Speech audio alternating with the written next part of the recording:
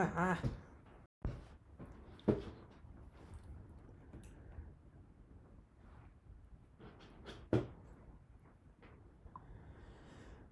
Okay. Odie, get back.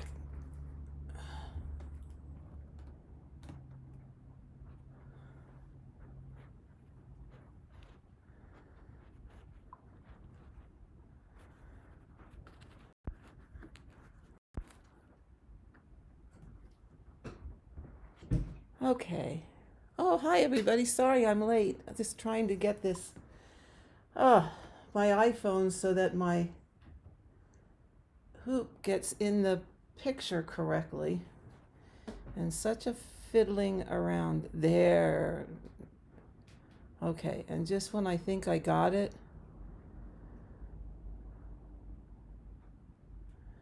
oh, Kathleen's work again. Oh, what can I say?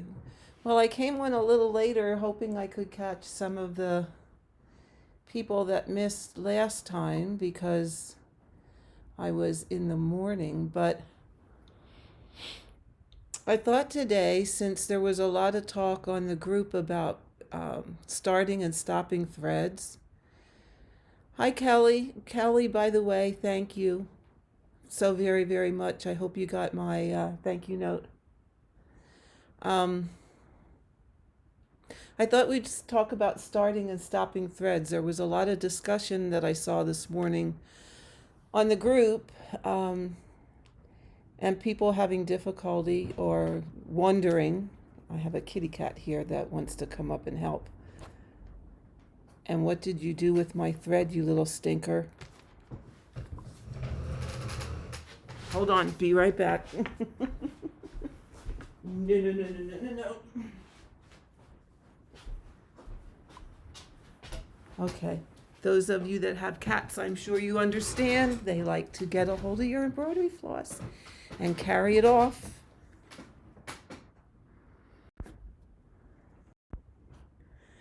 Oh, okay. So glad you could catch me too, Jen. That's one of the reasons I'm coming on a little later. Hi, Joy. Hi, Mikola. Oh, hello, everybody. So, let's talk a little bit about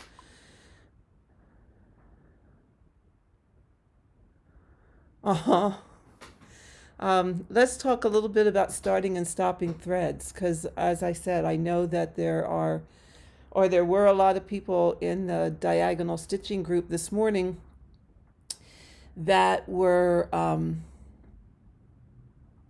having discussion on how to do that. So I thought this was a good time to review it, because I do it, I guess, a little differently than some people do.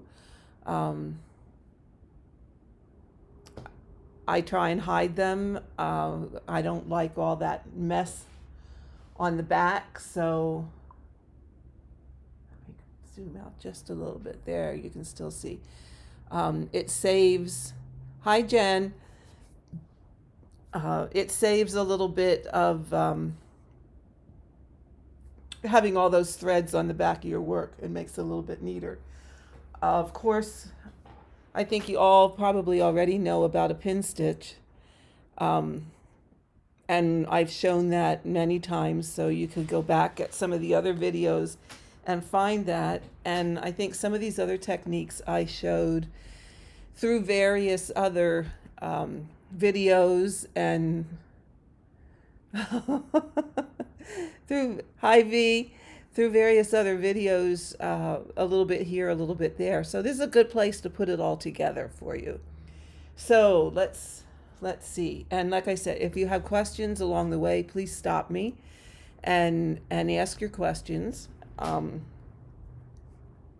so that we can straighten it out for everybody. One way that I start, and again, I would not use this on anything. Hi, Virginia.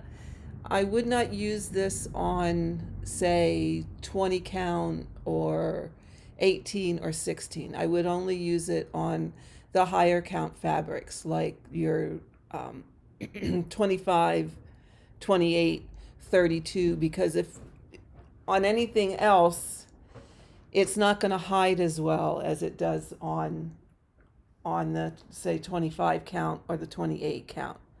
So what I do is, the first one I use is I go down through my fabric and I leave a tail. Okay.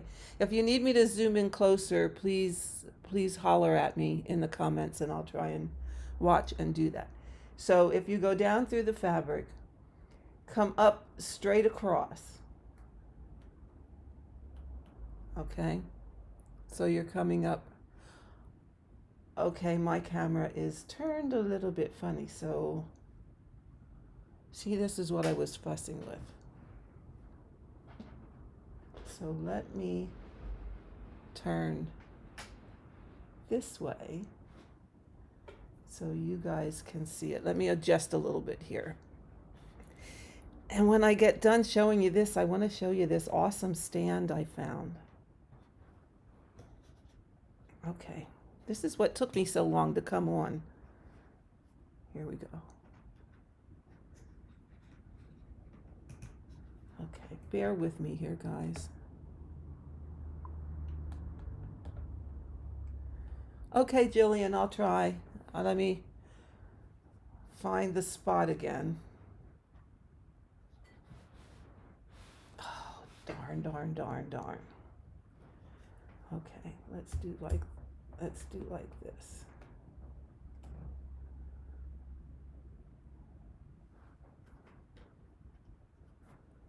Okay, such a jiggling around. Yes, Jen, it is a Nurge Stand, and you know what? I love them better than the Hardwick Manor ones. It is, I just got it this week, and it is totally awesome. Okay, let me go back this way a little bit. Am I almost there? Oh, no, wrong way.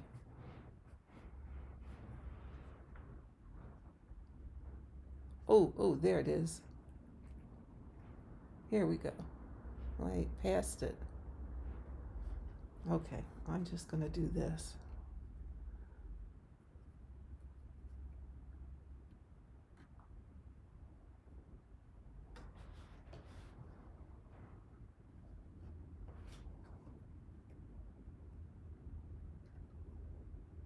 Okay.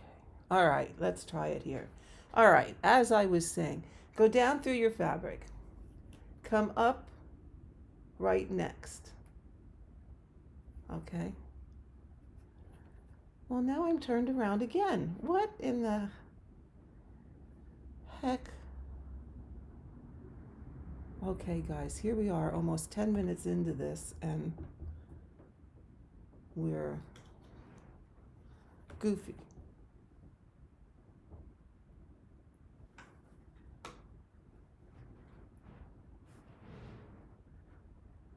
Oh my goodness. I hope. Thank you guys for being so patient.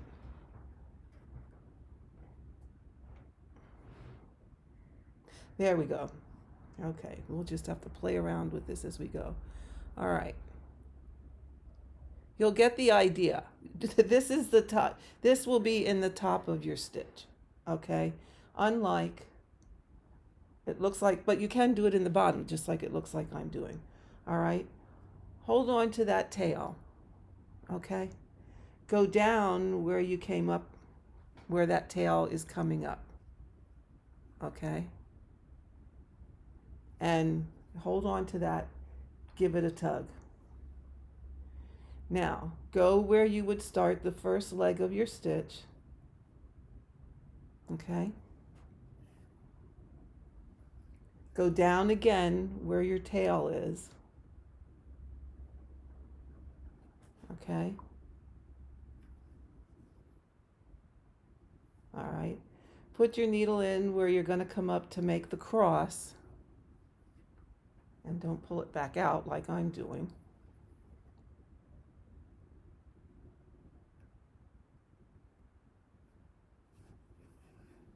Okay, and now this tail, you just snip it off and then complete your X. Okay, and then you can just keep on going.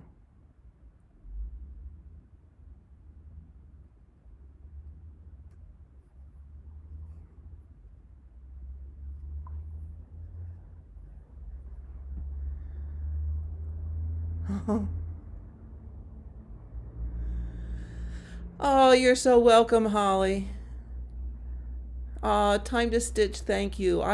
You know what? There's no sense getting all befuddled about it. You know what? This is live. It's real life. So it is what it is. And you will all if you haven't figured out by now, what you see is what you get. Whether you see me here or you see me away from a floss tube, this is what you get. Okay, so that's one way to start. And as you see, your stitches stay just fine. They don't come out. Okay. All right, so that's one way. Another way I start is, I should have got more water, is a version of an away thread or an away knot, only I do not knot it. And I only leave a very small tail and I try and hide it underneath. So, here, I'll go here. What I'm going to do is go down through my fabric, okay, leave a little bit of a tail again, come up where I'm going to start my stitch, okay, and again, this is probably upside down for you guys, and I am so sorry, all right, just pull it that you have a little bit showing, all right, start your first stitch, make the first leg, or go down like you're going to make the first leg. I leave thread on top, all right, I slide up, find the hole to come up in, okay, I bring my needle up, I take this tail and pull it so that it just goes under the fabric, and then I complete my stitch and it holds. So what you've done is you've caught it on the back, all right, so then you can continue to stitch on just as you normally would. And this really is the way I start most times, okay, so you can just keep going and stitch your little heart out. Now I'm gonna yes, exactly, Jenny, exactly. Teresa Little Stitcher does use, she does something not quite. Hi Jay, glad you're here. Teresa Little Stitchers is just a little bit different than this. In fact, I just watched her this morning. I'm going to cut this off and show you how, at least I thought I saw her doing it. Okay, so she goes down, I go down through the top, trail across the back, come up and start my stitching. She goes down in, say, her, let me go over here. She goes down in the top right corner of her stitch, okay? Leaves a little tail, comes up in, and as I said, this is going to be upside down for you guys, and please, I am so sorry. She comes up in the bottom left of her stitch. She goes back down in the top right where her tail is. Okay, I don't think I saw that. Yeah, here we go. She goes back down in the top right where her tail is. And then she comes up in the bottom right.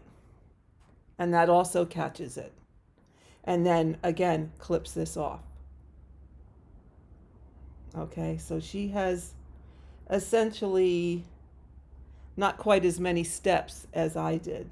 So then you can just keep going. And I will use that sometimes. Now these ones where you're, and then just clip that away. Okay, and it's very stable. It does not come out. And these, I think, are nice alternatives.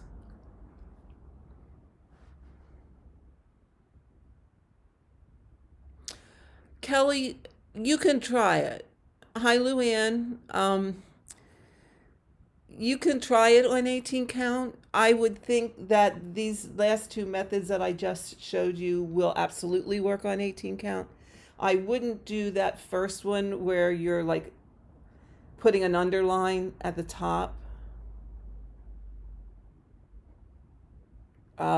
Because on 18 count, I'm afraid it might show. But those are the different ways that I start. And because, okay guys, I just don't like to have to flip my hoop or my scroll or my Q-snap, whichever I happen to be using at the time. I don't like to flip them. I rather work it all from the top. I think it saves time in the long run. I really, really do.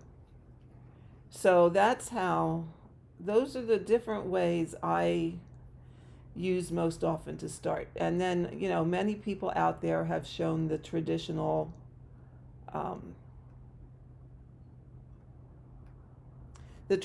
away thread or the away knot. And that little bit of fuzz that you see there will get pulled through, like when I do stitches on top of that or underneath that, for example. So let's just go up here and we'll show you how it hides in there. And as I said before, I have become a person who I would just much rather stitch with one strand of floss than two. And I know there's a lot of you out there who like to use two and do the loop method and all of that good stuff, and that's all fine, well and good. My own personal preference has become, see, now that little fuzzy just disappeared, has become to just use one strand. And okay, I'm trying to see here. Yeah, and stitching 1 over 1. Now, I haven't quite, well, I did do a little bit on a 32 count, but boy, these old eyes, it's not very conducive. I really have to use my Dazer magnifier. So, I mean, there you can see that start, or any one of these starts, you're not going to see. You're not going to see where you started by doing that way or any of the ways that I just showed you. Now, what I do when I end a thread, and I like this one the best, okay, is it's basically like underlining. So I'll complete my X, and then I'll bring my needle, and the trick with this one is try and keep it in a color that is close to the color that you're ending. Okay, so try and end your thread.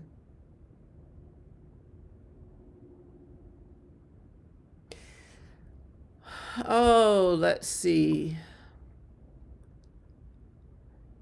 What size needle do I use for 14 count Ada? I would use a 24, in all honesty. For the simple reason that you want a needle big and um,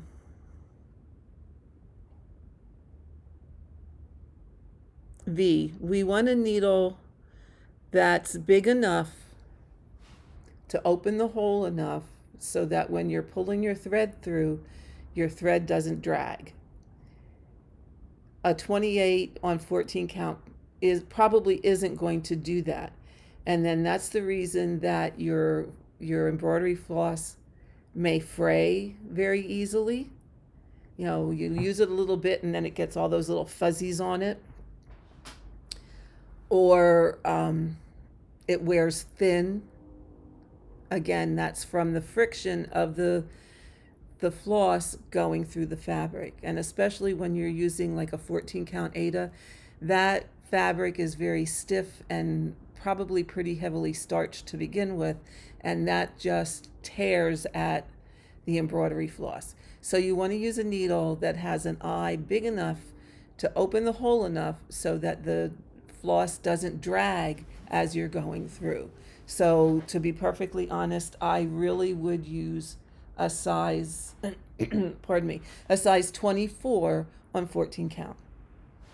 Just my opinion. If a 28 works for you and you aren't getting a lot of drag with your thread and it isn't, you know, getting fuzzy or fraying or tangling a lot, then you're fine.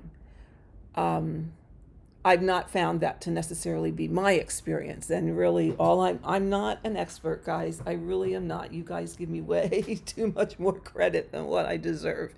I just can tell you what my experiences have been, and that has been my experience. But test it out and see what you think. So anyway, back to ending your thread. This is really essentially what it boils down to, is you're underlining the stitches that you just completed.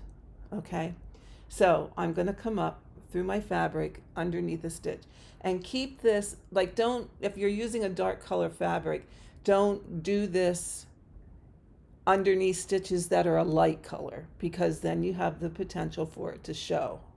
Okay, so come up, go down right underneath that stitch and give it a nice little, don't tug it too hard because you don't want the stitches to get too tight. All right, so if I came up here and I went down over here, I'm going to come up on this side because I'm going to have that long thread underneath then. And hopefully what is going to happen is when I go down back in the middle here again, I'm going to pierce that long thread, and that's what helps to hold it. I'm going to give it a tug, and I'm going to come up and cut this off. Okay, just like that. All right, so say now, oh, I should have got another color thread. I don't have one here handy. Let me grab one quick. I have all kinds of thread laying around here.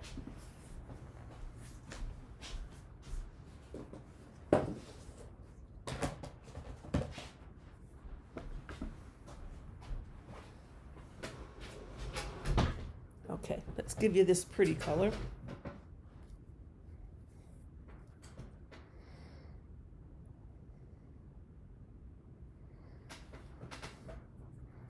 And like I said, guys, questions, just jump right in and ask me, because I'm trying to watch the questions as I'm doing this. And thanks for your patience until I got this in a place where we could all see it. I'm going to start this one with my little away variation of a lasso. Okay, so I'm going to go down through my fabric. All right, I'm going to come up over here.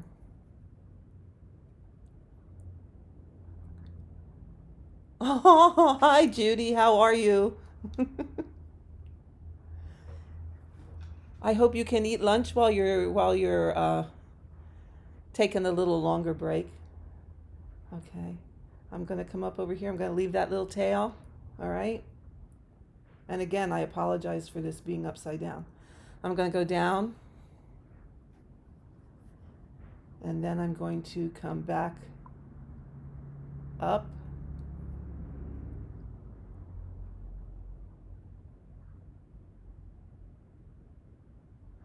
Okay, and then I'm going to pull that little piece under so that it hides. And I'm just going to tighten it up, and that catches my away thread. Okay, Jillian, what I just did here is basically the way I do an away thread. Some people leave a longer tail and they start stitching, they stitch over it, and then when they get close to it, like when their stitching gets close to the tail that they left, they just snip it off. Okay, same with an away knot. Like if they put that knot over here, when they get close to it, then they're just going to snip that knot off because they've stitched over it in the back. Okay, so let me see here.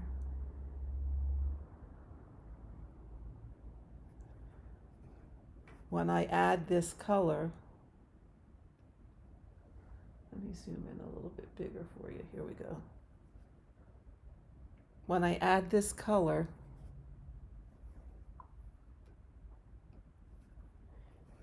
you can see that you can't tell that I have those stitches above underlined.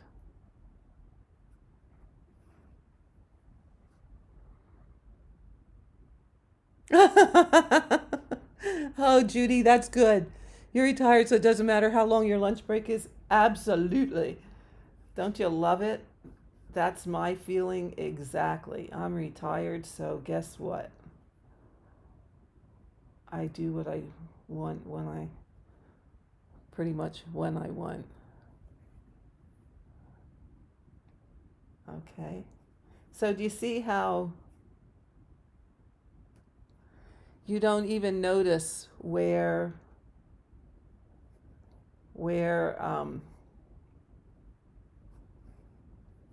those underlined stitches were? I mean, yes, you can see it a little bit, but when we're really close up like this, but let me zoom out for you.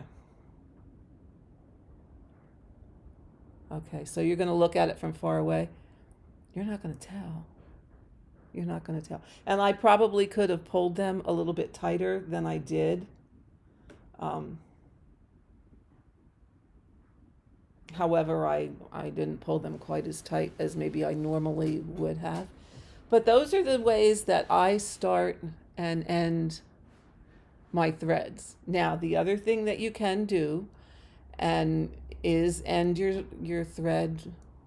You know, if I'm in a spot, for example, where I am in the really high confetti spots, you know, that confetti HE double hockey sticks, and you run out of places where you can do this technique, then I will use an away thread. However, I will put that thread in the direction of my diagonal. So if my diagonal is going this way, all right, then I will put my thread in the diagonal, maybe 6-8 rows down, so that as I'm stitching this, I'm stitching over this end that's in the back.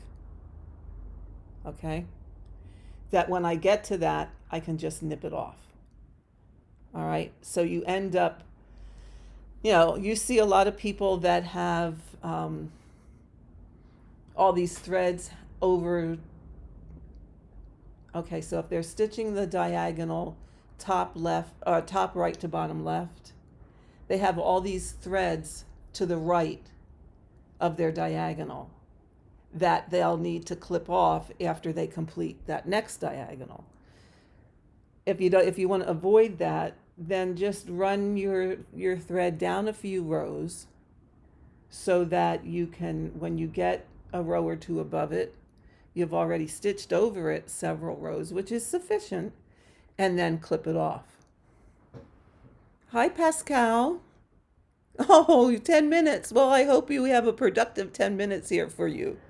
So you can just then clip it off, okay? And it will be secured just fine, okay? Oh my goodness, Yvonne, 5:30. Well, have some breakfast while you're sitting here. That sounds like an awesome idea. Um, the other thing I wanted to talk about, and I think it was Joyce in the group this morning, and Joyce, I hope you watch this or can catch it at some point in time. She was talking about the technique for stitching over one. Now, to be perfectly honest with you, I don't, on my Heaven and Earth designs, always use this technique. Number one reason being you have so many color changes. Although it can be done, and there's not a problem with doing it, but there's just so many colors. Okay, so I don't. Where I have used this technique a lot is on the pieces that I showed you 3 videos ago, where I showed you all my all my works in progress, and 2 of them being Scarlet Letter projects, which were Hannah Carter and Manifesto. And on those, I definitely do use this technique.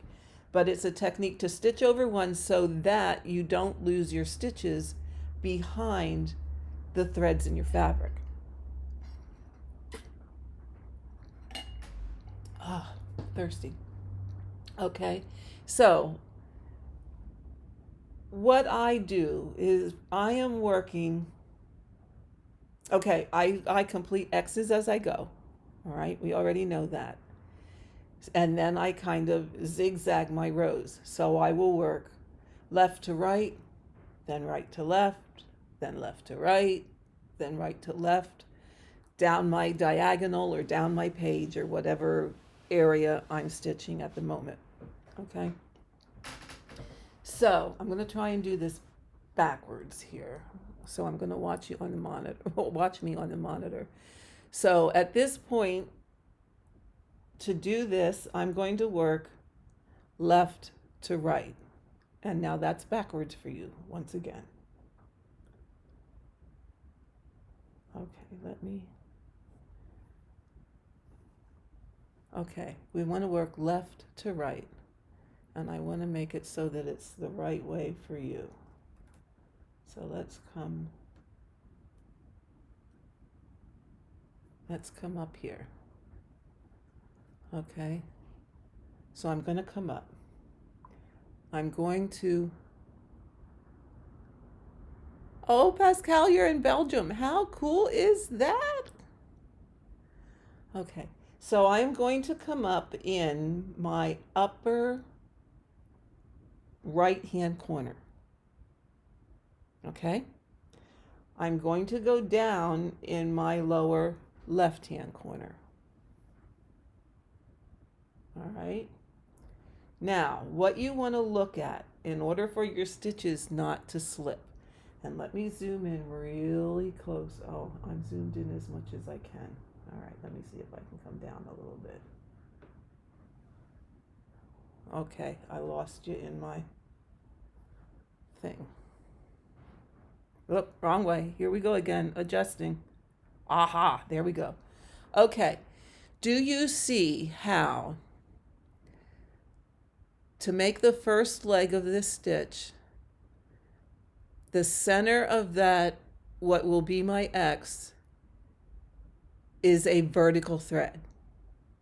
Okay, you got that? So this thread here is vertical. That's what I'm covering when I pull this tight.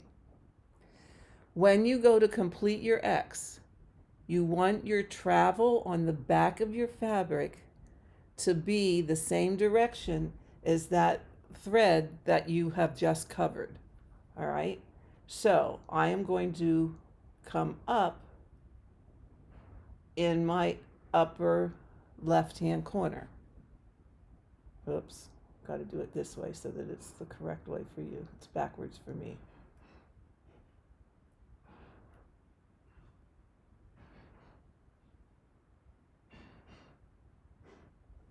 Okay, I'll find the hole here. There we go. My upper left-hand corner. Okay? And then I'm going to go down in the lower right. And that's my first X. Okay? Now, to move to the next one, I'm going to go here. So for this row, when I'm going this direction, I am always going to come up in this stitch. All right? And except this time, I'm going to see how the intersection that we're crossing, the thread now is horizontal. Okay, do you see that? So this time, I'm going to go horizontally with my thread and complete my X. All right. The next stitch, my intersection is going to be vertical. See, vertical thread. Well, hi Nancy, how are you today? So then I'm going to go here. That's my first leg. And then I'm going to go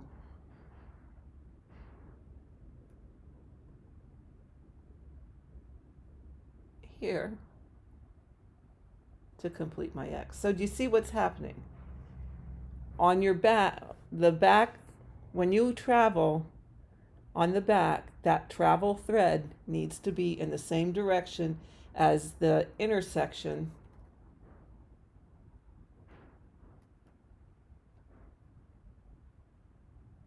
of the fabric threads. So here, again, it's horizontal.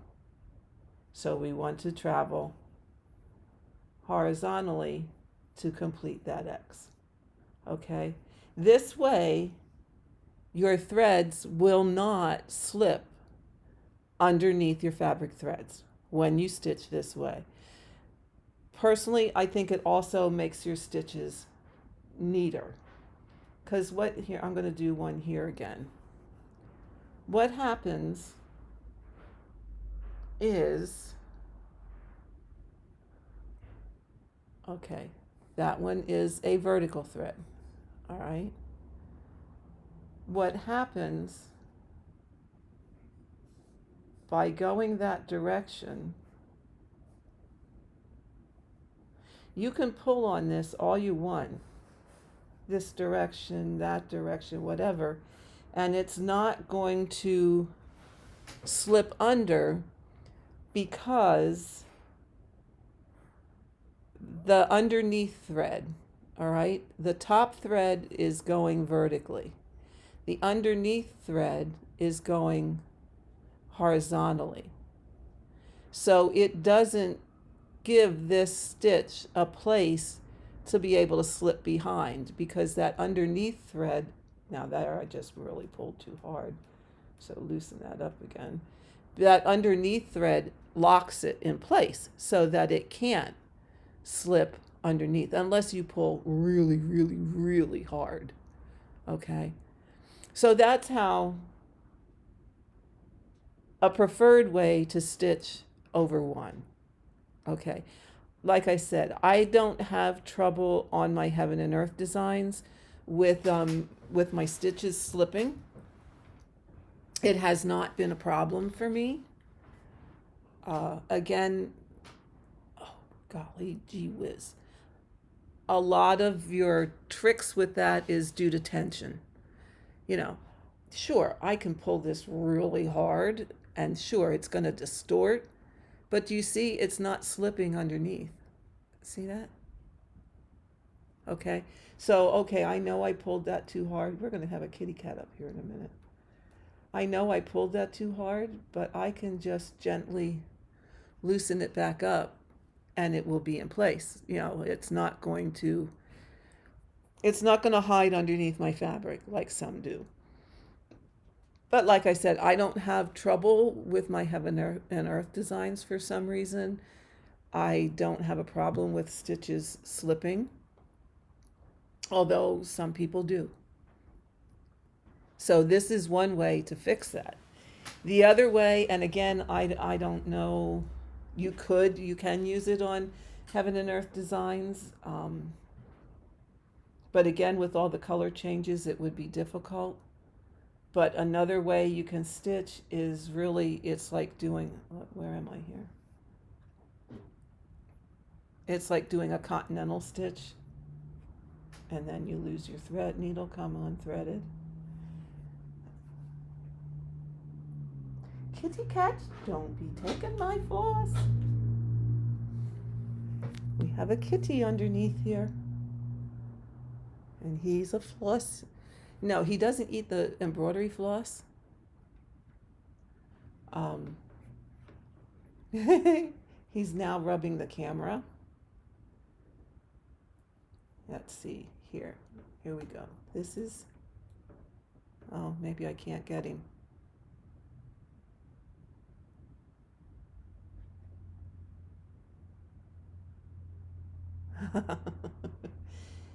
Jen, it would be a good style for you to practice. It may help because it's hard to distort your stitches.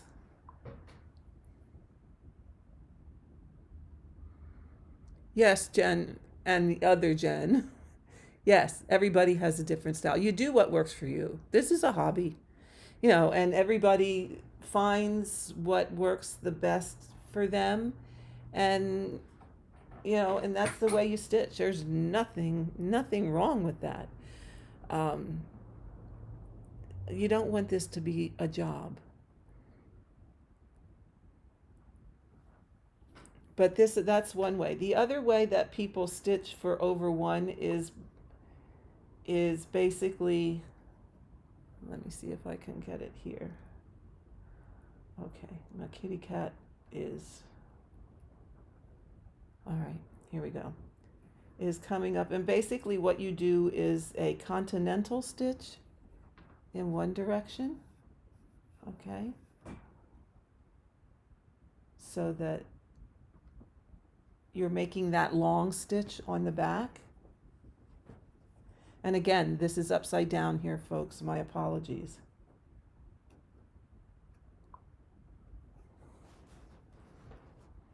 Hi, Angela. Hi, Leah. Do the continental stitch on the back for your first leg. And then when you come back, just do the normal half cross. Okay.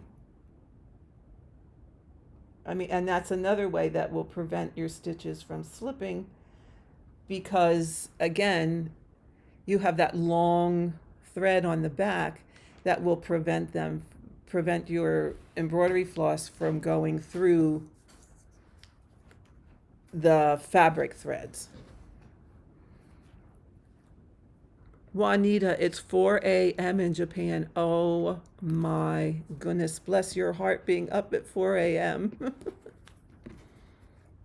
And you're at work at 4 a.m.? Oh my God.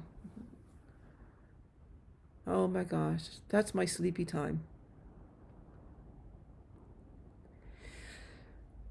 Leah, what's better for the stitches? You can do either way. Either way is fine.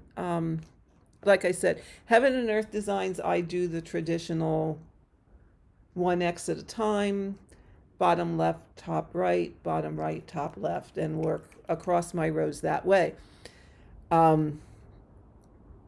Mainly, like I said, because there's just so many colors to deal with. However, you can use the first method of stitching over one that I showed here. That can be done, I think, easier than the continental. Now, the reason I like this second method, we're doing the continental in one direction and doing half crosses on the way back, is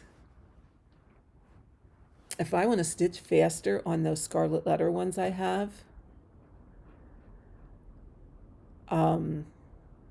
because there are huge, I mean huge sections of solid stitching. And that's one of the reasons why I'm not so sure if I'm ever going to finish them, because in all honesty, all that solid stitching gets, as my granddaughter says, boring. But to do it the method where you're doing a continental stitch across the row, if you turn your fabric, okay, you hold your fabric the way you normally hold your fabric, going in the first direction, okay, to do the continental stitch across the row. To come back, you can do that continental stitch in a sewing method over one and sew it, like not do a stick and stab, but do a sewing method. This fabric's a little tight to do that, but you could, let me see if I can do it here. You could, for all intents and purposes, like I said, this is a little tight. I need to, here, let's loosen it up a little bit. There we go. So you could sew like this and go across your row or across your giant area. And when you come back, if you turn your fabric 90 degrees, so give it a quarter turn, then you can sew your straight up and down, your normal half cross stitch on the way back.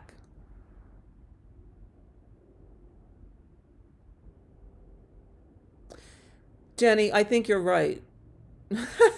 Yeah, boring is right. Yeah, I like to do the whole cross as I go. Jenny, I think I agree with you. Not everybody does, but I agree with you. I feel like when you do the half stitches all across the row and then cross them as you come back, that contributes to the lines. Oh, is it Cranes 1973? Thank you so much. I try to be informative.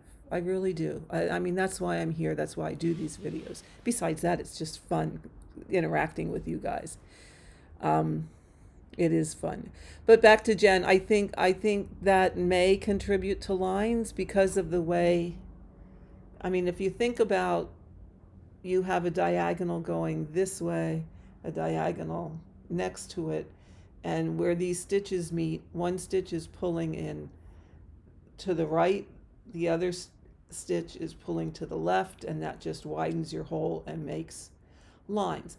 Now, a lot of people have said, and I don't disagree with that either, if you like start your threads in the one diagonal to stitch in that next diagonal so that your thread is crossing that line of demarcation, so to speak, in the back, that may help prevent some of the lines.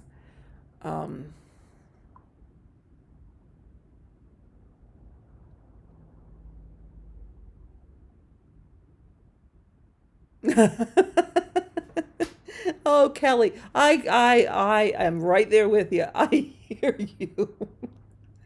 Oh my God, one color stitching. Yeah, hello. I agree. It gets, after, how can I say? Back in the 70s and 80s, I stitched full coverage pieces. At the time, I didn't know anything about diagonal stitching. And what I would do is I would photocopy my chart and I would cut it apart in like 30 by 30 sections. And I would take colored pencils or highlighters, and I would say highlight all the X's within that 30 by 30 block, and I'd stitch those. Then say I had used a blue highlighter for those. Then I would take an orange highlighter and pick another symbol, highlight all of those symbols, and stitch them. And I had, oh my goodness, I had a dozen different colors of highlighters. I was the highlighter queen back then, and that's how I would work through that section.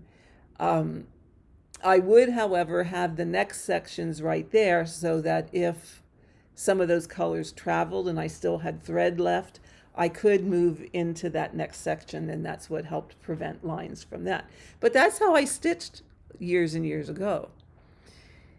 Well, then I spent, oh my goodness, 10, 15 years where I did nothing but hardhanger embroidery because it was just so easy for me. And I only ever had to carry my pearl cotton and my fabric with me if I was going anywhere. So it was a really versatile piece for traveling. And I did that for, I'm going to say close to 15 years. When I came back to doing cross stitch, I started, actually the first cross stitch piece I had done after many years of hardhanger was Moulin Rouge by Long Dog. So it was all one color. So my transition from only having one color pearl cotton to one color floss was like wonderful because it was all one color and I was in heaven and I could just stitch away. Well, then, as you know, we all progress. And I finally found Heaven and Earth designs and I started stitching those. And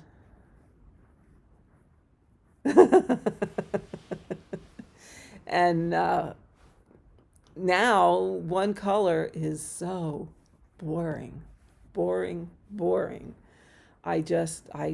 don't know that I can go back to it. I just don't. How many highlighters does one stitcher need? As many as they can find, tell him. Oh, hi Desiree. Oh, you heard about me from a fellow Dutch stitcher. Oh, who was that? I'm being nosy. You don't have to say. I'm just curious who watches me. It wasn't, oh, what is her name? Rita Marie? I think she watches me, and I believe she's from the Netherlands. Yeah, Kelly, tell your hubby as many as you can find. Big packs of highlighters were what I would look for.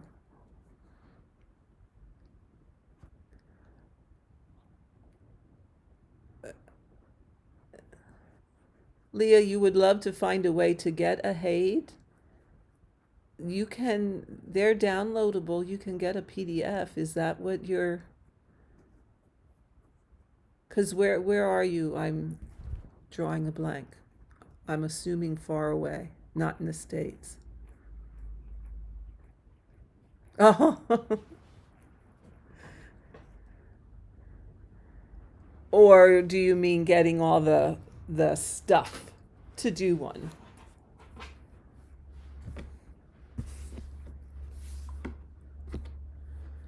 Hi, Janice.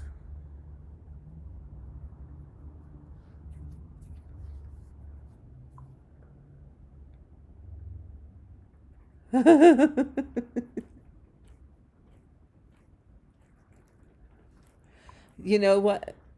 Oh, Leah, you're in South Dakota. Oh, okay.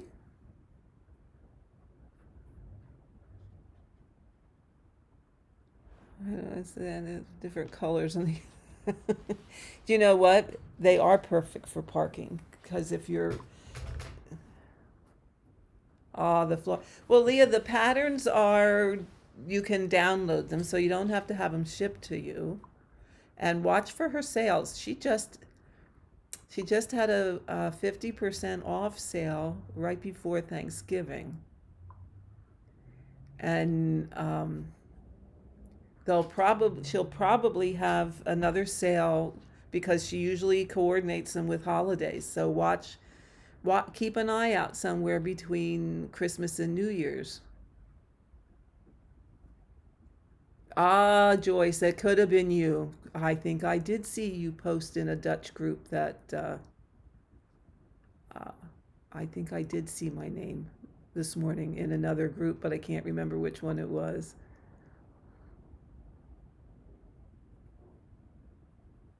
Ah, you're probably right. You're probably right. But then, I mean, if you can hang out when she has a sale, they're usually anywhere from 25 to 50% off. And then um, wait till Joann's or Hobby Lobby or other places have their thread on sale.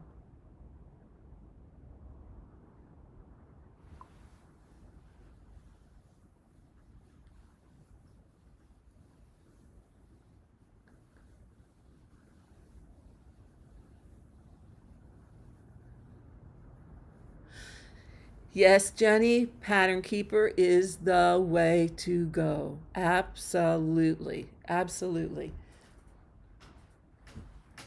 It is the best thing since sliced bread. Let me pull it up here and, okay, give you a little taste.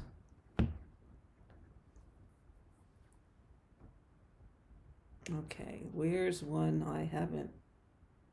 Okay, I'm going to use one I haven't stitched on yet.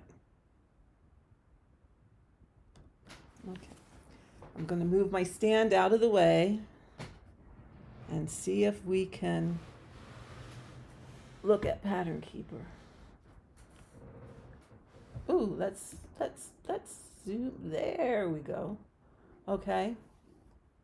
So, and once again, we're upside down. Oh my God. Here we go. Here we go. Let's get this light back here. Does that take the glare? Okay. So, here we go. If I want to search, I just hit the search button there in the middle, and I search, and it highlights all of that symbol. Okay? And then, as I stitch,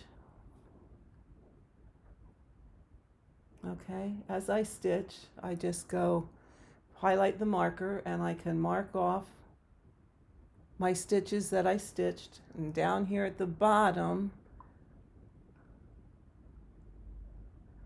I just hit the check mark and it highlights them. If I want to park, say I've stitched all of this and I'm going to stitch by squares, and I want to park it down here. I highlight that one. All right. I go down here at the bottom, and you see where it says clear, a check mark, or more. Clear you can use if you highlighted a whole bunch of stuff and you did it wrong. You didn't really stitch that. You made a mistake. The check mark is to say, yep, that's stitched, mark them. But more, when you hit more, you get this box. And it gives you choices. And you can say, it's parked in the upper left, it's parked in the upper right, it's parked in the lower left or the lower right. You pick one, and then it marks your stitch as parked. That's the symbol that it's parked. Okay, I goofed. I didn't really park that one there. You just highlight it again, go down here and hit more, and then you can do not parked, and it takes it away. So darn cool and so darn easy. It's wonderful. Pattern Keeper, Leah, it depends on where you live.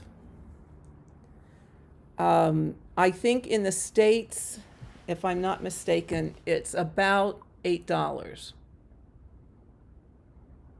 Um, that's what I paid. It was about $8 for mine. Some countries it's more, some countries it's a little less. I think it varies according to where you live. Desiree, you just bought a tablet for it. Good.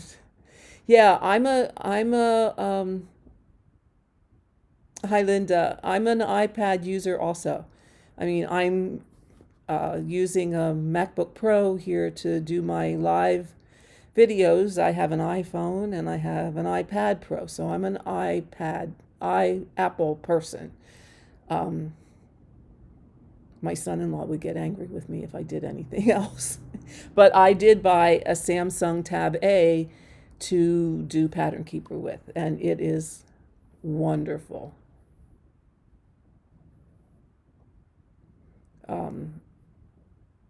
I love it. I love it.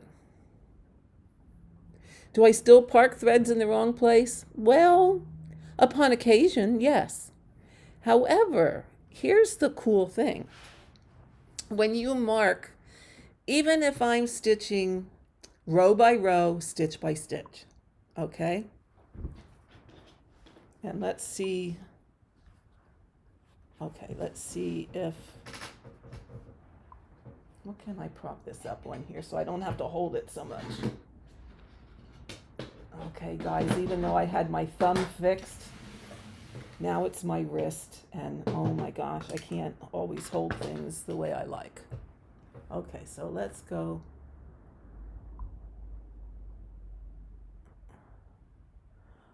Okay, hold on a second. What did this do here? Go away, go away, go away. Sometimes, portrait photo. Here we go. It's easier to hold the phone. Now, no, you're the wrong way. I'm making you dizzy, I'm sorry. Okay, let's try this. All right. So I'm stitching, let's bring this down here.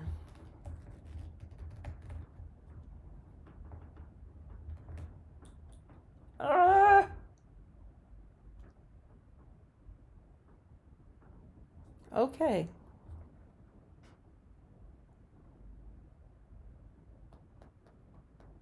Technical difficulties, my friends.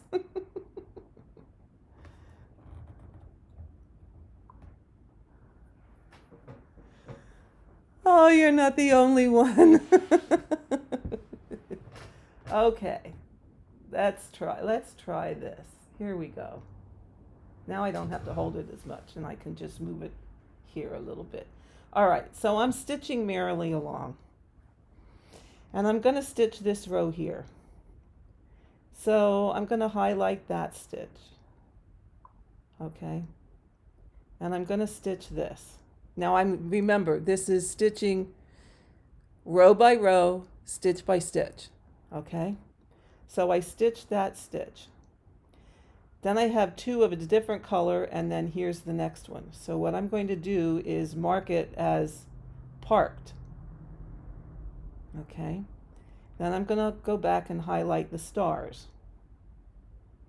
I'm going to stitch those two. Mark them as stitched.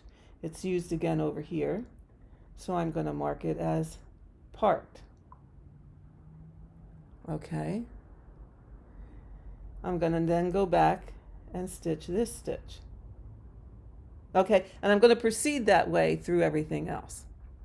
Now, say I get down here and I have it marked that there's a parked thread here. Okay, and all of this is stitched, and what you can then do is count off of your parked threads to find where your next, like, okay, I have to park this one. Okay, I'm now going to park this one. So instead of from up here counting all the way down, I say, oh, there's a parked thread there. I can just count over 4 and down 1, and my parked thread is here. And I can park it here. Okay, so it makes that part easier. Now, I'm stitching merrily along, and I get to this thread. And there should be a park thread there, and there's not. However, there's a park thread here.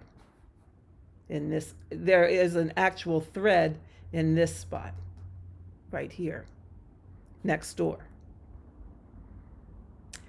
So what I can do is pull for this starbursty symbol,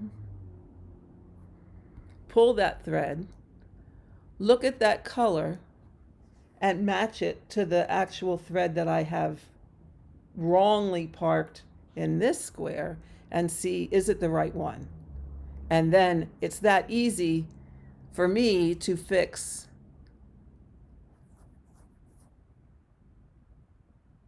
to find out, is that the right color or not color, so that I don't have to like look at 50 different colors and try and figure it out. It's probably the one I have misparked. So yeah, I have misparked threads, but it's easier to figure out what the color is that I have misparked and put it in the right space when you have your park stitches marked. And it's easier to double check, are you parking correctly and putting them in the right spot, when you can count off of some parked threads as well as the spaces within the block. Love Craftastic, you are so right. It keeps you sane. I have found I have made far less mistakes. Far less mistakes because of Pattern Keeper, because of stitching on the diagonal, and I don't have those blasted ninja stitches to go back and fill in, which is enough to make anybody insane. Totally insane.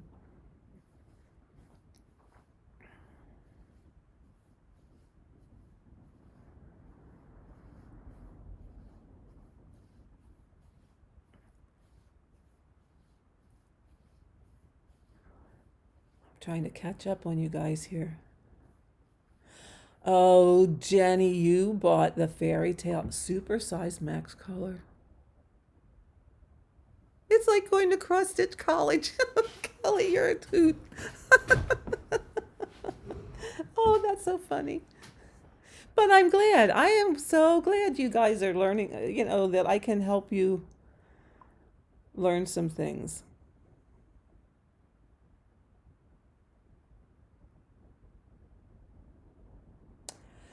Oh, Jenny, what can I tell you? Just try going, stitch by stitch by stitch, and marking where you parked. And you got to give it a little bit of time.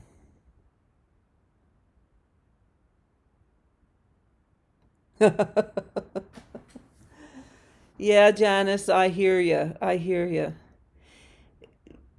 I think when you're still on paper and it's the nature of the beast, when you're scanning for that next place that stitch occurs, if you're like me, I would scan very quickly and I would tend to miss spots. And then I'd maybe have it parked 4, 5, 6 rows down, or even end it when I still had one more stitch of that color to do. So yeah, I hear you. What's so convenient about diagonal, Desiree? Well, I think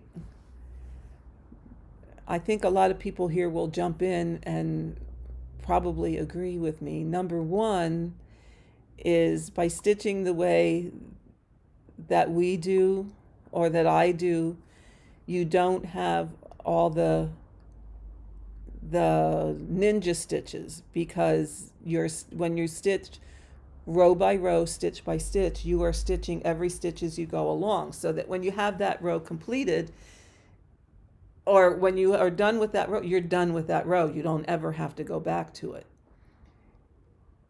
It helps reduce lines. I don't know. I'll post it in the group. There was a gal, and oh my goodness, I can't remember her name. But the first half of her Heaven and Earth piece, like the top half, she stitched in columns. Okay, just as the chart, 10 stitch wide columns, and she went down the page. Okay, column, column, column, column, and you can see every column line, every blessed one across the whole top of her piece. She switched and started stitching on the diagonal at the bottom, or from halfway down, and you cannot see a one line. It is so dramatically different.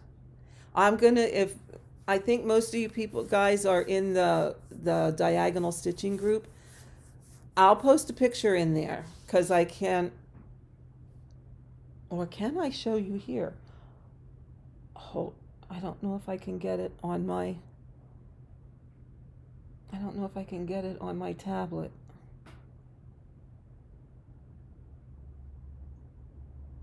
I wish I could remember her name.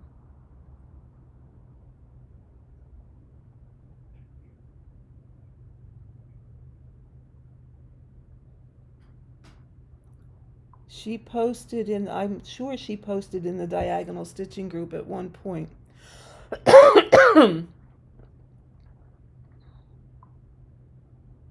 But I don't remember where it was. Oh, Jenny, you saw the piece. Yes, isn't it? And if I remember correct, and correct me if I'm wrong, she even washed the piece and tried to iron out those lines, and they didn't come out. I could be wrong, but that's what I'm remembering. So for her sake, I'm hoping that when she gets it framed, that her framer is going to be able to pull it tight enough that they aren't noticeable. But yeah, it was just remarkable, the difference from stitching 10 stitch wide columns, vertical columns, as opposed to stitching on the diagonal. It was just totally like night and day. My heart broke for her. Like I said, I hope she can salvage the piece, because as I remember, it was a gorgeous piece. But those lines, oh my goodness, those lines were just, it was so sad. It was really sad. So I think, Desiree, that's what really is the thing that most people love the most about stitching this way, is that it keeps those lines at a minimum. And yes, there are people out there that do get lines when they stitch on the diagonal. I can't explain it. I don't know why. I really don't know why. Most people don't. Most people find that the lines are virtually non-existent. Personally, I advocate stitching the whole length of the chart. However, if you want to do, say, row of pages by row of pages, what I would do is, when I got to the bottom of the page, I would park my thread somewhere in the last 3 rows, because those last 3 rows are your gray shaded areas on your next row of pages down. That way, you're not ending any threads, you're not ending with a blunt edge at the bottom. And when you do that next row of pages, you can just pick up those threads that you have parked and keep on going. That's what I would do. Since I got this Nurge stand and hoops, though, even in a Q-snap, I started stitching the whole length of the design. I just find that better. Okay, I'm going to turn off this second camera. Okay. Oh, there we are. And I'll show you guys this. Okay, turn my iPhone off. Here we go. Yes. Tension also has a lot to do with the lines. Whether you're stitching diagonally or not, you're absolutely right. Absolutely right. Okay. But I will show you this stand. This is the cat's meow. Let me back up here a little bit. This is a Nurge stand, and you sit on it. Okay, you put this between your legs and you sit on it. But it is so highly, let me get it here so I can, it is so highly adjustable. Like I can make this go straight up. I can make this go straight up. I can make this go straight up. You know, I can, all of these joints are adjustable to get whatever angle you need to be able to stitch comfortably. So I think I have mine like down like this, and then I put it like this, and then I go like this, and then I can stitch with it. I sit on this in my recliner, and I can adjust these so that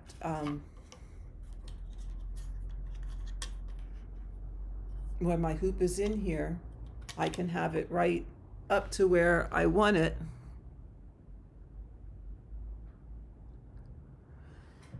Yes, you're right, Joyce. Gray lines are so pre-pattern keeper.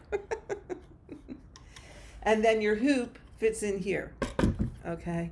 And not only will it hold the Nurge hoops, it will hold any hoop, which is also the nice thing about this. I love this stand.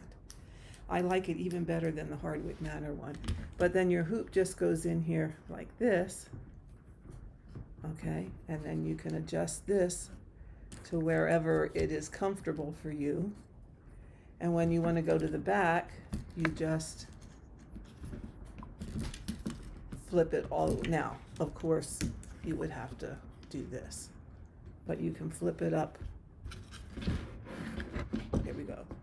To wherever you want. That gets you to the back. Flip it. Flip it back down again.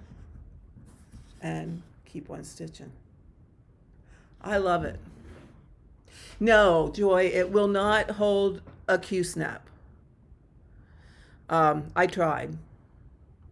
It's called Nurge, Nurge, and yes, it is available in the UK because that's where I got this one.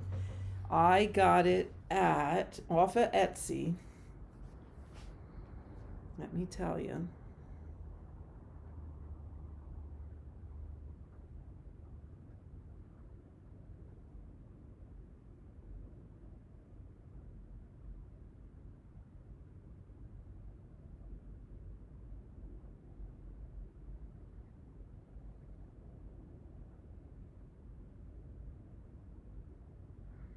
It's Nurge embroidery stand. And when they're doing it to me again.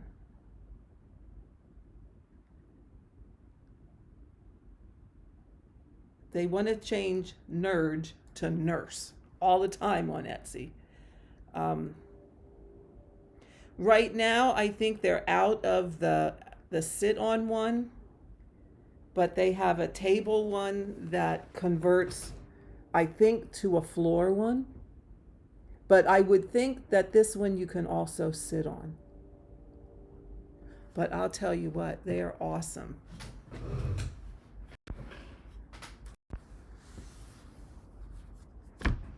Yeah, it doesn't hold a Q-snap, unfortunately. It only holds hoops.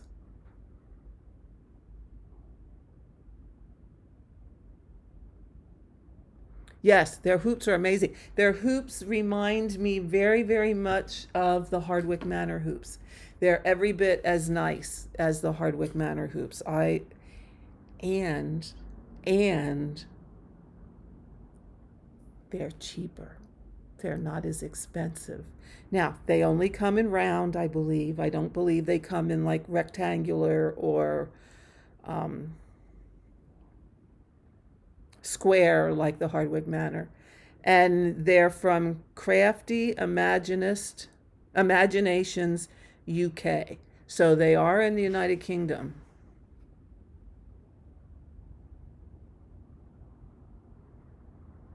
Yes, Teresa, I did see them on Amazon for about $60. You're right. Now, I got this one right from the UK, the Crafty Imaginations, and I paid 40. My whole bill for the stand and 2 hoops was less than $50. And that was shipping to the States. Although I think it might have been free shipping. Hi, Hannah.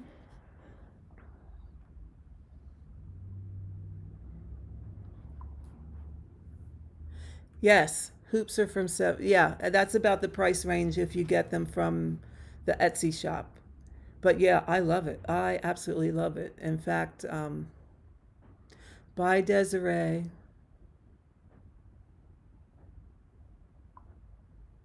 Oh, well, thank you. And have a good evening. 8:45 there. Oh my goodness. Yeah. Have a good rest of the night and come back again. Yeah, I really like this one. I have the Hardwick Manor fanny frame also. Um, what I don't like about the Hardwick Manor one, is uh, the hoop is on a stick.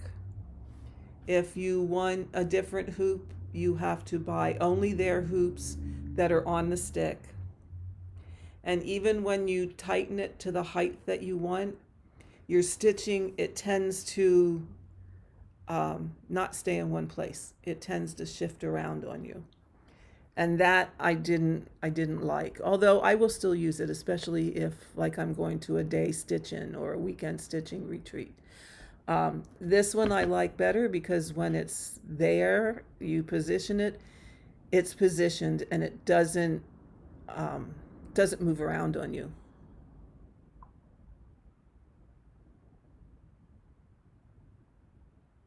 Yeah, that sounds about right, Leah. Premium embroidery seat, tan, hand polished natural wood. Oh, and is that on the, that's a Nurge? There you go. Yeah, okay, I'm going to enable you all. It's an awesome, awesome stand. And again, it's sad to say, but I bought all these quantum frames.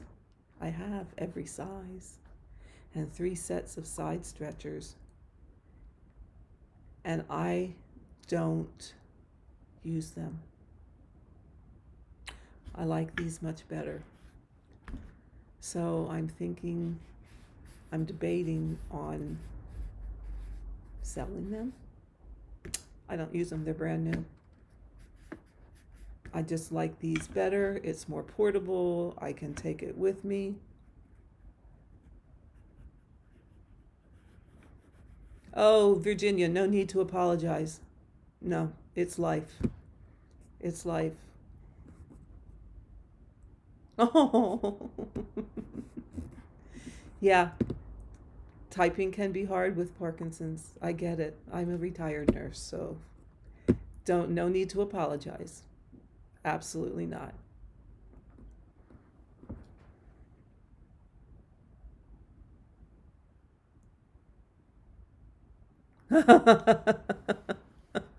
Oh, your stitching buddies don't like something taking their place. Yeah. Um, I would say the same for my little fur babies.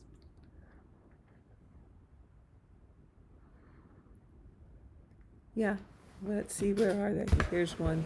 Let's see if I can get him in the, where is he? There he is. He's been laying here snoozing as we're recording.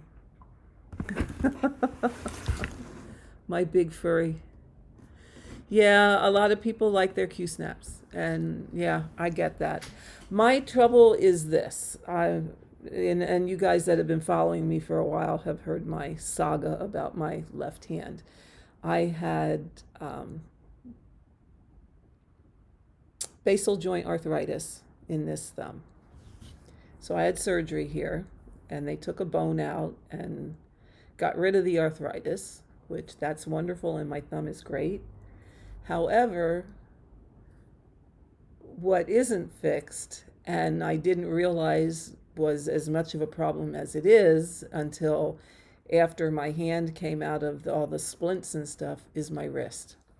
I have, you can't see it too well, but I have swelling along here, I have swelling along here, and it's painful to do this, and it's painful to do this, and it pressure in here, and so at any rate, here I thought having this surgery done was going to allow me to be able to hold a hoop or a Q-snap again.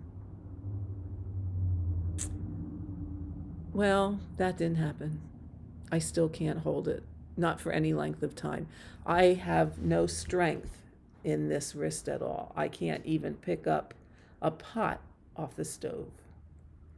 So yes, it cured my thumb pain, but it exaggerated my wrist pain. So what I thought was probably thumb pain actually turned out to be just as much wrist pain. So I think it's just something I'm going to have to learn to live with. So as a lot of you already know, getting old ain't for sissies.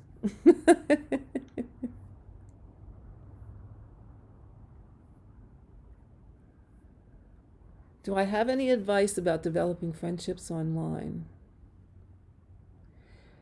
Well, I can tell you, Teresa, that I am finding doing these live videos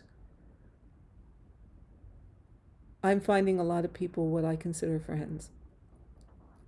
I really do consider each and every one of you my friend, because it is just so awesome to have these live events and get to know each other and talk to each other. And I do know,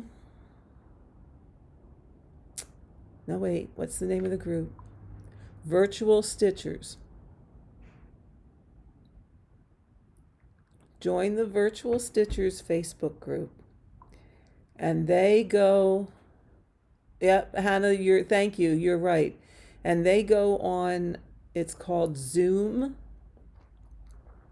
and they have video stitch-ins, so that they're all on, I guess they use their iPads or their phones or whatever, and log into this. I haven't done it yet. I want to, and I just haven't taken the time in the evening to do so. But they log into Zoom, and whatever they're using to enter the chat room. Wow, 52. Oh, no, wait, it's up to 55, Joy. But they all go in a chat room, and they stitch and chat, and one of these times I'm going to have to go on there.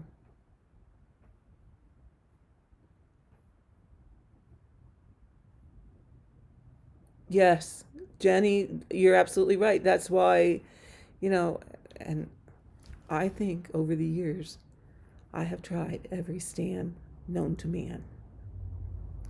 And I still find I like stitching with the hoop the best, and I love this Nurge Stand. I like the Hardwick Manor one also, and because they are both very portable. I also have a Lowry stand, Joyce. but I don't take that with me, like when I go to to retreats. Jenny, yes, you can join the group. Absolutely. You can join Virtual Stitchers. You can join my group. Yes, Jay, hoops come in different sizes. Absolutely. Hardwick Manor hoops come in the standard round. They come in oval. They come in square. Just Google Hardwick, Hardwicke, Manor hoops, and you will see all kinds. Michaela, I have a compression, and I don't have it on today, but it's a compression sleeve that I wear on this, and it just comes up to here on my hand and part of my thumb, and it comes up past my wrist. And it gives it extra support. It's wonderful. It helps a lot.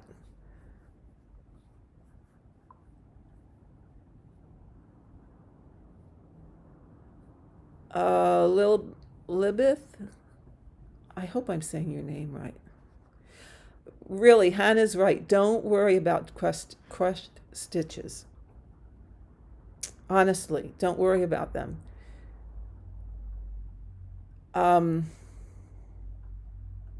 Hoops may crush your stitches. I'm not going to deny that. And they, at some point, probably will.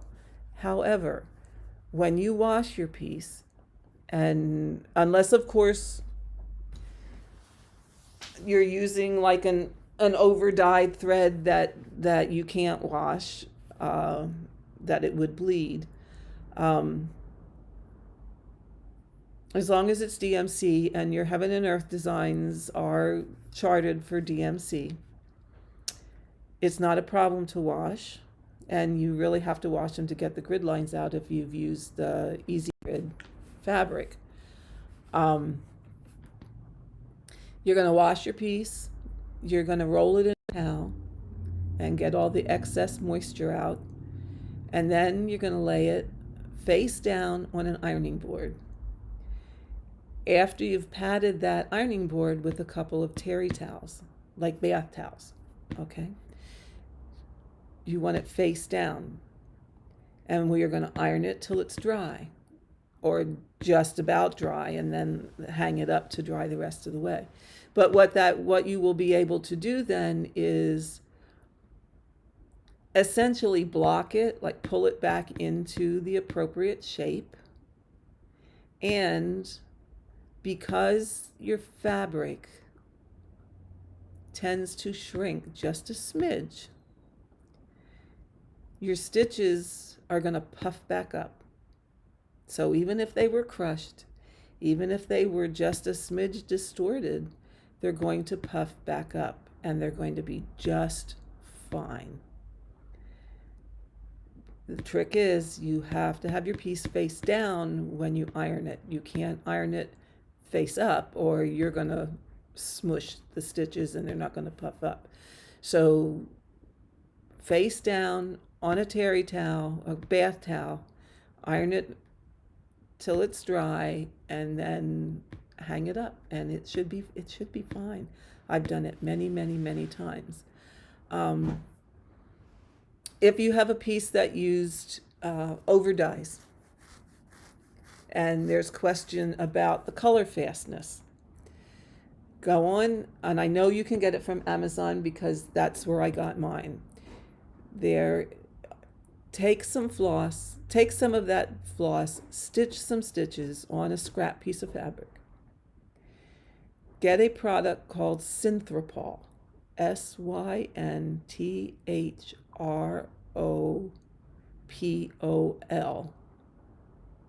It is a product that it's a soap. So you put it in when you're washing. Use it instead of like Dawn, or I use Dreft personally when I wash mine. But what it does is it when things are dyed, there's always some excess dye molecules that are floating around. And what it does is it prevents that dye from reattaching to your fabric so that you don't get the bleed.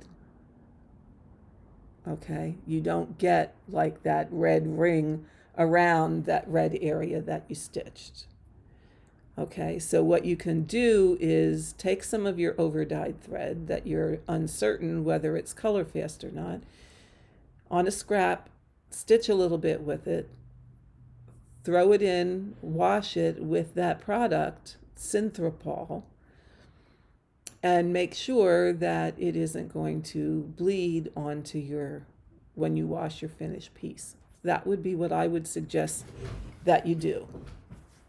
It's just a way of testing out to make sure that you're not going to ruin your piece. But really, don't worry about crushed stitches, because they're going to bounce back. They're going to bounce right back. It's a method I use to wash all my heart hanger embroidery. And when I was doing heart hanger, not so much the cluster blocks or the other decorative stitches, but when I was doing needle weaving, I put it in a hoop because that's what helped keep things straight for me, and I could get the right tension, when I wrapped the bars, and everything puffed right back up like it was when I initially stitched it.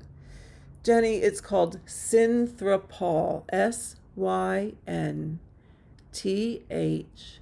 SYNTHROPOL. Nancy, I'm not sure about color. In all honesty, I've never used color catchers, so I really can't speak to that. All I can say is try it. Do a test and see if that works for you. I know that a lot of people have used them. Yes, you can iron on Krynic.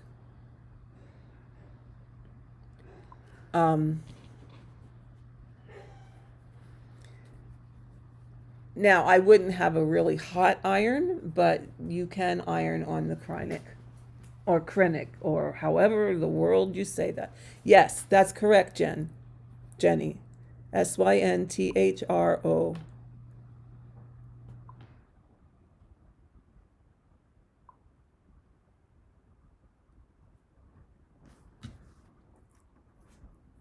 Yeah, and if you've kept your piece clean, there's two schools of thought on that. There's people that feel like everything needs to be washed because even though, say, you've stitched it using a scroll frame, for example, and you covered it up when you weren't stitching, and you did all the good things, or you kept it in a pillowcase, and you did everything right. There's people that, and it's probably true, that the oils from your skin still get onto that fabric, and is it going to take 100 years? Is it going to take, is the piece going to be around long enough for it to happen? Will the oils in your skin eventually cause deterioration of the fabric? I'm not going to live long enough to know if that's going to ever be the case. There are many pieces that I've washed, and I have many pieces that I didn't wash.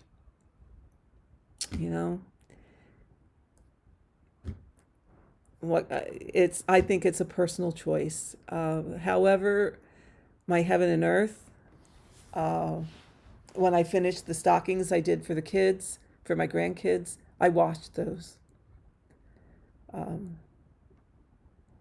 Just because it takes so long to complete them that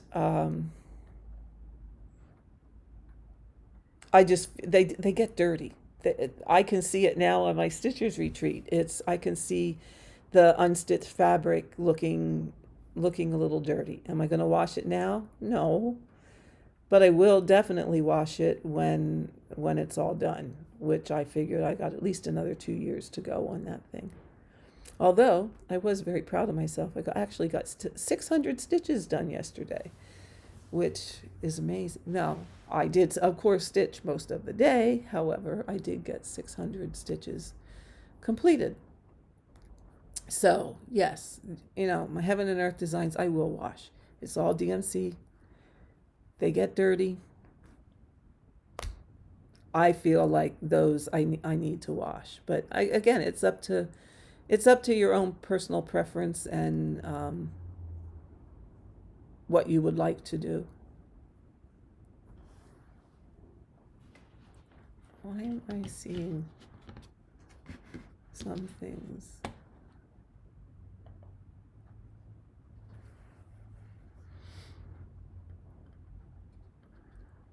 I don't know why that jumps up like that. Okay. So, anything else I can answer for you guys? What, we've been here wow, we've been here how long? 1 hour and 41 minutes. Holy smokes.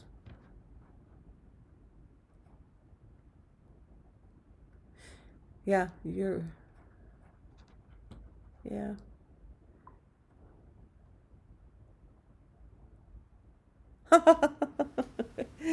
Oh, Jay. Yeah, they come in many shapes. Like I said, round, oval. Hardwick Manor makes actually a square oval.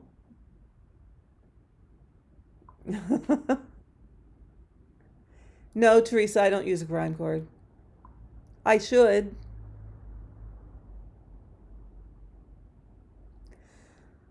Hi, Sarah. Glad you could join us. Not sure how long we're going to be here yet, but at least you made it. You might have to watch the replay. Yeah, Teresa, I probably should use a grind guard, but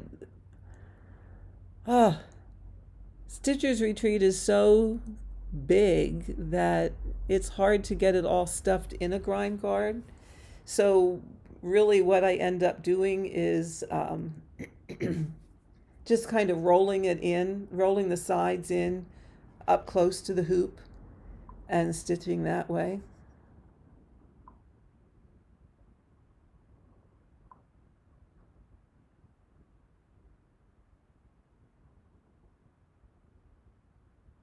Right. Some people put them in a pillowcase if there's a lot of it.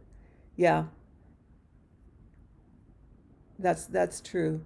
My bulk at this point in time is on the side because I'm working. Oh, you can't find virtual stitchers on Facebook? When we're done here, pardon me, I will go into the group and send you an invite. How's that? Oh, Judy, the longest lunch you've ever taken.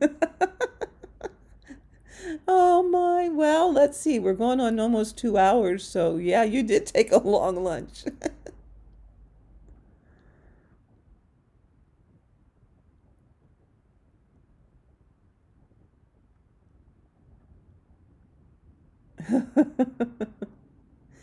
Sarah, you just found my diagonal stitching videos.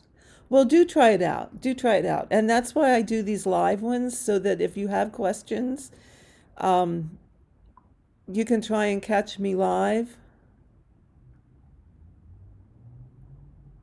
Yes, Hannah, go ahead.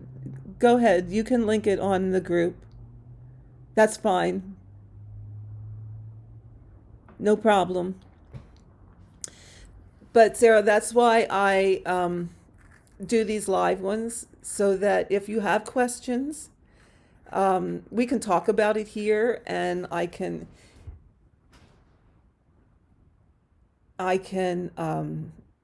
answer your questions in real time. It's easier, I think, for me as well as for you to have an answer right away instead of waiting. Do I always get time to go into the comments right away after a video? not always. So I try to get back to everybody as best I can, as quick as I can. But sometimes I miss them. Um, life gets in the way sometimes. So it is nice to be here and to talk to each other. A, I get to know all of you a whole lot better.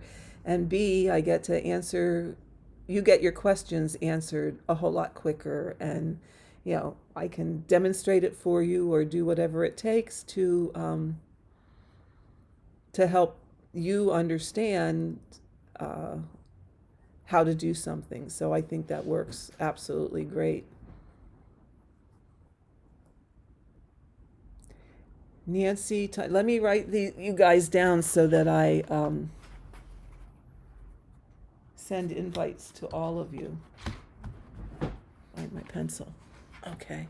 So Nancy, you want to both virtual stitchers?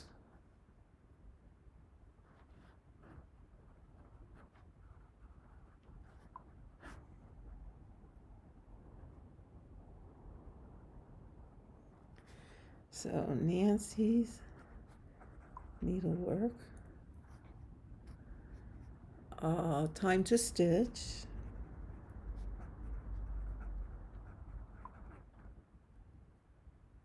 Oh, great. Thank you, Hannah, for doing that. I really appreciate that.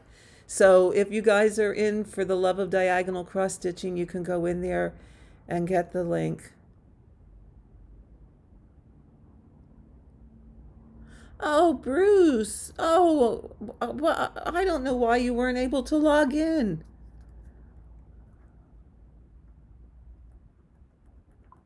Oh, well, hi, Bruce. I am so glad. Oh, I'm so sorry that you couldn't get in. But I'll say hi to you. We'll have to figure out what happened. Oh, I'm disappointed in that.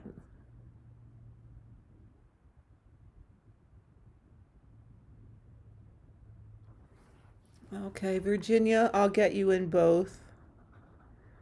Virginia Nelson. Okay.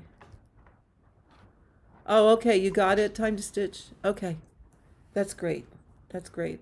Hannah, I really appreciate that. Thank you so much for putting that on there. If there's anybody else that wants an invite, message me, and I will try and get you into both of them.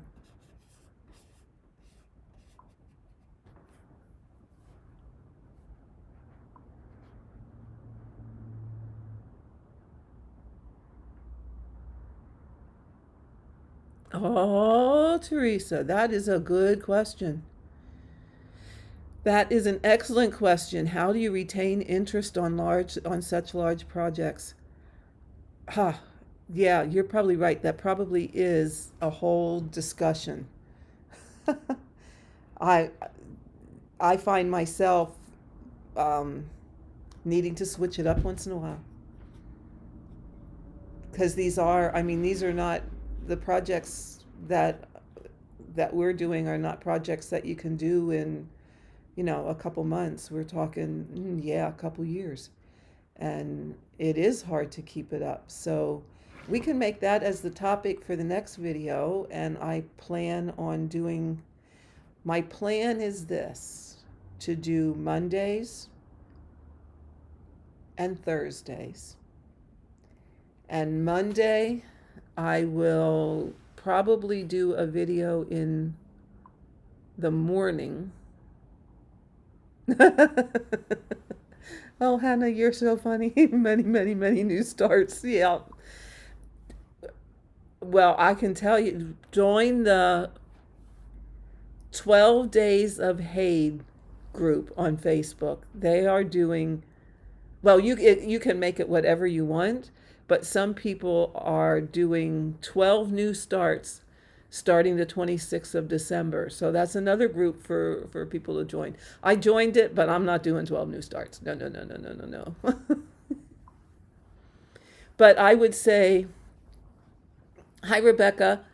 I would say the biggest thing to keep your interest is to pick a chart that you absolutely, positively love. If you don't love it, you're not going to keep the interest and you're not going to stitch it.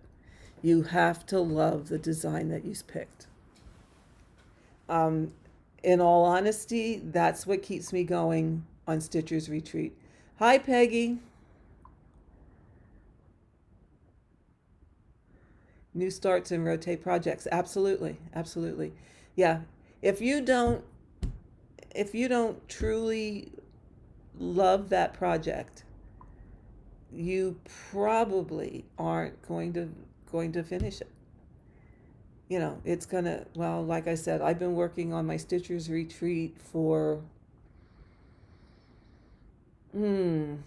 actively probably 2 years, because I took a year off. I worked on it for almost a year. I took a year off to do the Christmas stockings. Then I picked it up again, and it's been another year.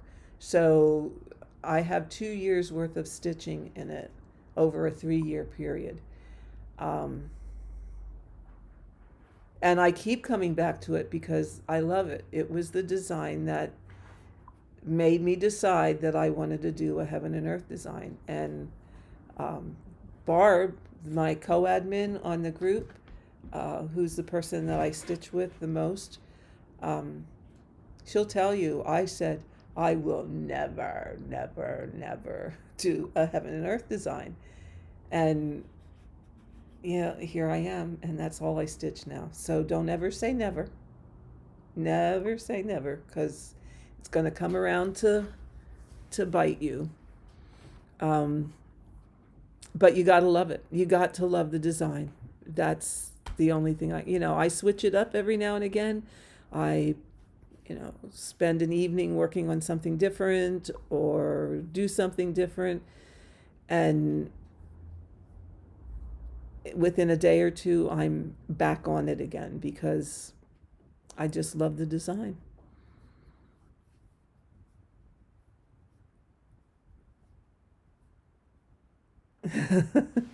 Yeah, Sarah, like I said, I've been doing mine for 3 years and it still makes me very happy when I work on it. And there's times I get really possessed when I am working on it. It's like that's all I want to work on. And that's often my dilemma. My dilemma is that I get this itch to start something else or to work on something else. And I do that, I'll pull the stuff and start another project. And well, when that itch gets scratched, it's like back to Stitcher's Retreat. That's the one that's holding my attention. And I think it is just because that's the one that I love.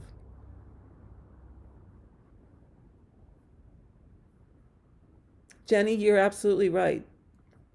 Stitch when you want. Yes.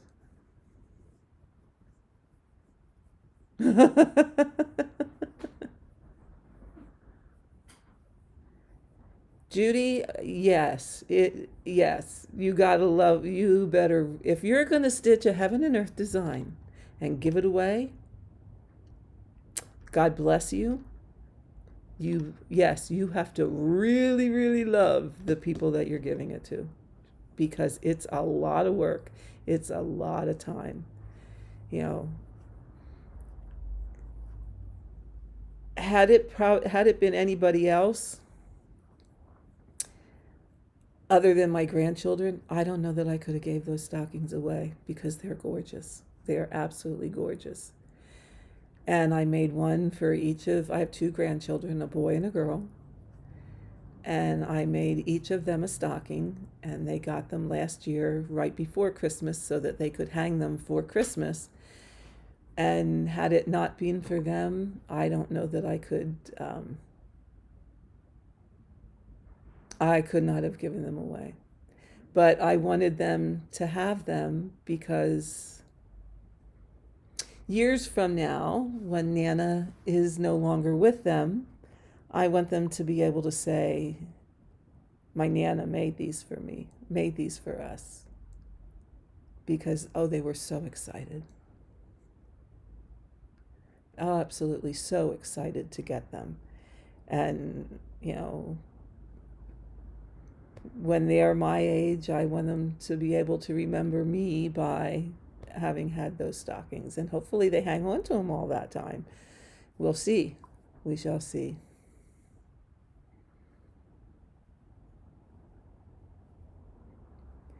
Yeah, Hannah, I hope they appreciate it. Mm-hmm. Yeah. Yeah, and that's the thing. I've made gifts for people who, and that's why I really don't make stitched gifts much anymore, because some people I didn't even so much as get a thank you. In fact, was it last year? I think it was last year. My husband's brother and his wife were married 50 years. And I made a piece for them. I can't remember the name of the design, but it was the one with the tree and all the hearts on the tree, and it had a saying about love and what have you. And I put both their names on it, and 50th anniversary, and the date that they got married, and all of that. And now this was my husband's brother, mind you, and his wife.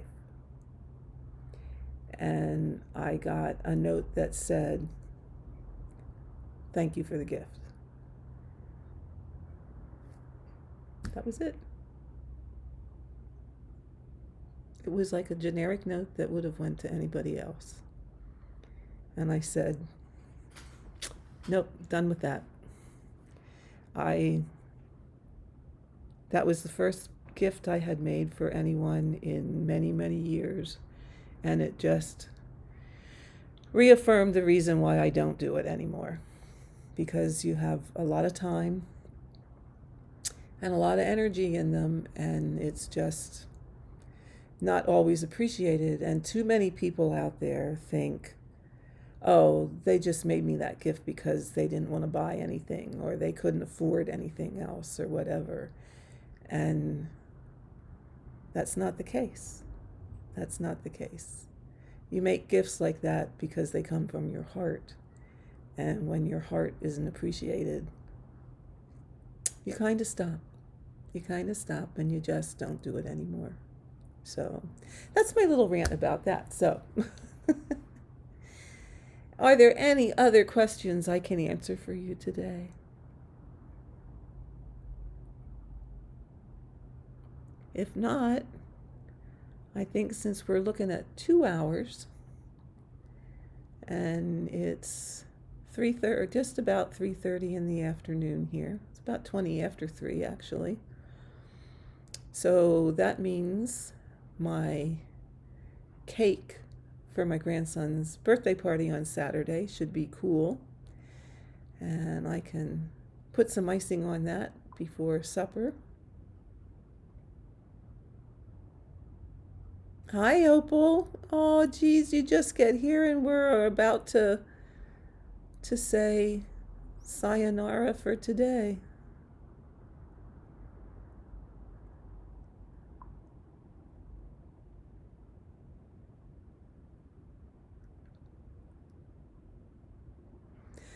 Yeah, Sarah, that's right. And time to stitch. Yeah, I feel you. Yeah.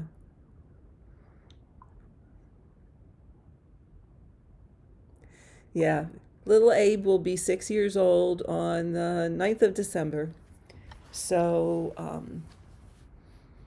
his party will be on Saturday. So we'll be going over to Lancaster and having a birthday party. So Nana always makes the cake. And once again this year, he wants a race car on his cake. So I have to put chocolate icing on it and then find a way to make a road and put a race car on it. So have to do that yet today and get some supper. And tomorrow is going down with my grandkids and my daughter. And my daughter is a school teacher. She teaches 8th grade language arts, and the kids at her school are putting on a play tomorrow night, so we're going to go to that. I'm going to go to that with her and the kids, so that'll be fun. Get home late and then back down to the party on Saturday. So it's going to be a busy weekend, but that's okay.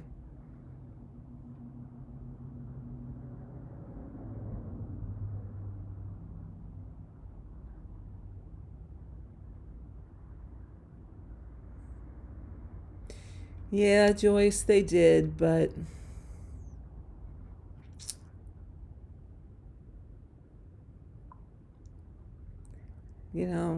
I don't think it bothered. Oh, a little bit, you just bought a Nurge Stand. Oh my goodness. I guess I did enable you, didn't I?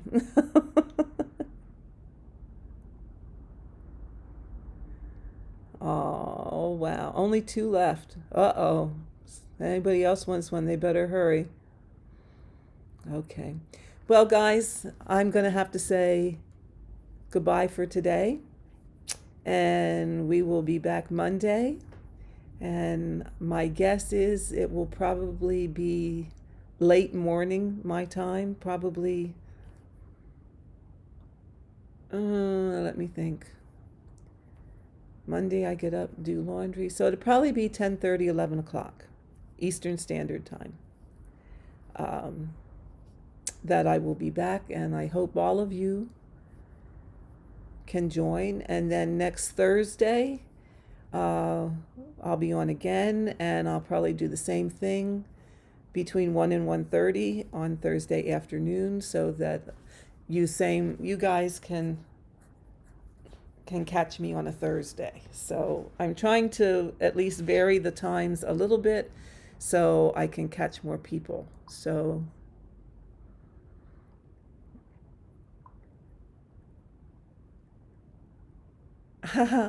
cake's already baked. It's what they call a Black Joe cake. It's awesome.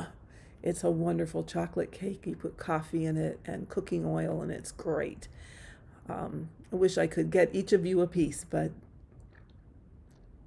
I can't do that.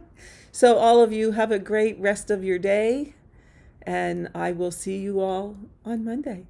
So thanks for stopping by, and thanks for spending time with me and allowing me into your home for the last 2 hours or so. So have a great weekend, and I will see you next week. Bye-bye.